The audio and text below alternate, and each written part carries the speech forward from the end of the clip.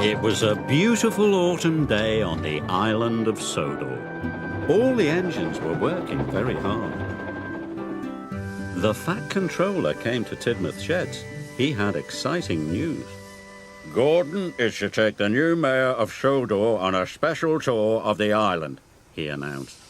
Gordon was thrilled, but then he had a thought. Who will take the express, sir? He asked. The other engines were excited. Pulling the express was an important job. Everyone wanted to be chosen, but the Fat Controller chose Emily. When the Fat Controller left, Emily was very happy, but Gordon wasn't impressed. The express is the longest passenger train on the island, he sniffed. I always cross the island twice by tea time. You'll never do that. I've got big wheels and I'll do my best, said Emily. Big wheels don't make a big engine, boasted Gordon. Everyone knows I'm the best. Thomas thought Gordon was showing off. Twice before tea time, he puffed. That will be hard. But Emily wasn't listening to Thomas. I'm going to be as good as Gordon, she said eagerly, and she steamed away as fast as she could. Emily puffed into Knapford Station. She was looking forward to taking the express, but it was very, very heavy. Busman, Buffett, she gasped as she slowly pulled out of the station, but she pulled away too soon and left the brake coach behind. Emily puffed with all her might. She was determined to be fast.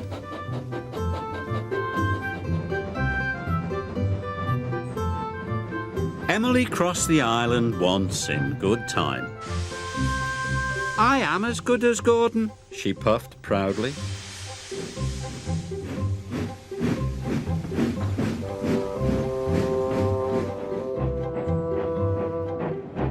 Emily had to wait for Edward at the crossing. Edward went as fast as he could, but it wasn't fast enough for Emily. Hurry up, slow coach, she cried, or you will make me late. Edward felt sad, but Emily just steamed on.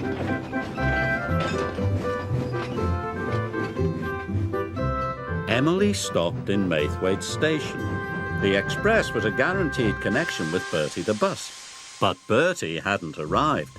He'd had a flat tyre and was running late. Emily tried to wait. She counted to 10 twice, but she felt as if her boiler would burst. I'm going to be the slowest engine on Sodor, she cried, and it's not my fault. And she puffed away. When Bertie arrived, Emily had already left.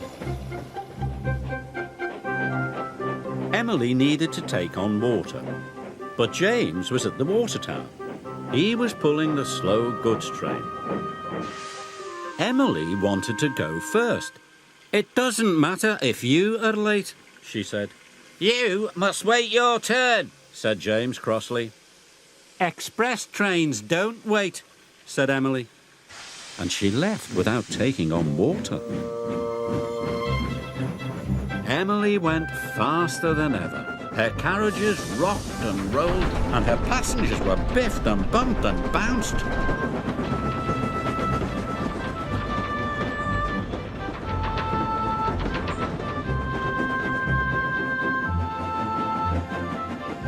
Finally, Emily could see Brendam Docks up ahead. Twice before tea time, she puffed happily. I am as good as Gordon. Then there was trouble. Emily slowed down. What's happening to me? She cried. She went slower and slower. Emily had run out of water. She huffed and puffed, but she had no steam left. Finally, Emily came to a complete stop.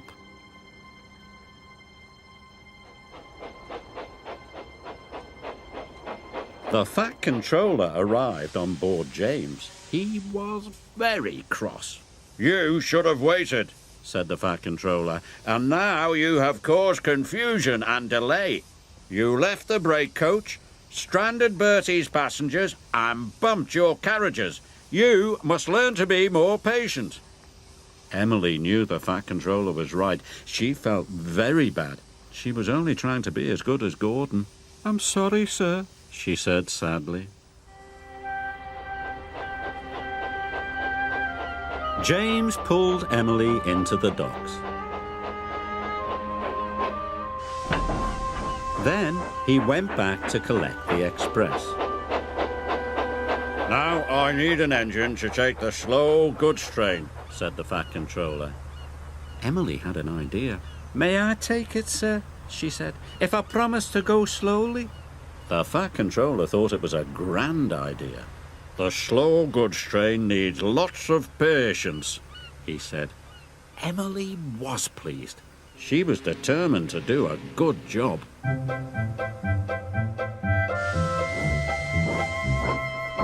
So after she took on water and lots of coal, Emily buffered up to the slow goods train.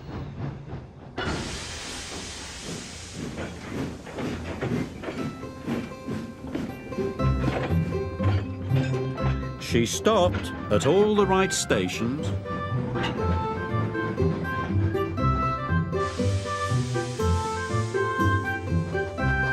and she let all the other engines go first.